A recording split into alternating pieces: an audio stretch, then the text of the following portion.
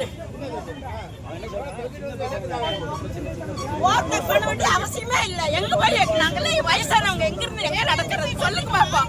அரசு பேருந்தை முந்த முயன்ற தனியார் பேருந்து 4 சக்கர மற்றும் இருசக்கர வாகனங்கள் மீது மோதி நின்றது.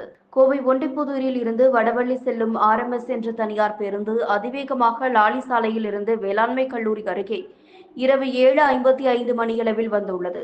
முன்னால் சென்று கொண்டிருந்த அரசு பேருந்தை முந்த முயன்ற போது சாலையில் சென்று கொண்டிருந்த 2 மற்றும் 4 சக்கர வாகனங்கள் மீது மோதியுள்ளது.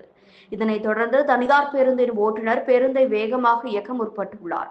அதிர்ச்சியடைந்த பயணிகள் ஒன்று சேர்ந்து பேருந்து ஓட்டுநரை தாக்கியதாக கூறப்படுகிறது. இதனையடுத்து லாலி சாலையில் இருந்து மருதமலை செல்லும் சாலையில் சுமார் 30 நிமிடங்களுக்கு மேலாக போக்குவரத்து பாதிக்கப்பட்டது. பொதுமக்கள் காவல்துறைக்கு தகவல் அளித்தும் அவர்கள் வர தாமதமானதால் பொதுமக்கள் மாற்று பேருந்தில் கிளம்பி சென்றனர்.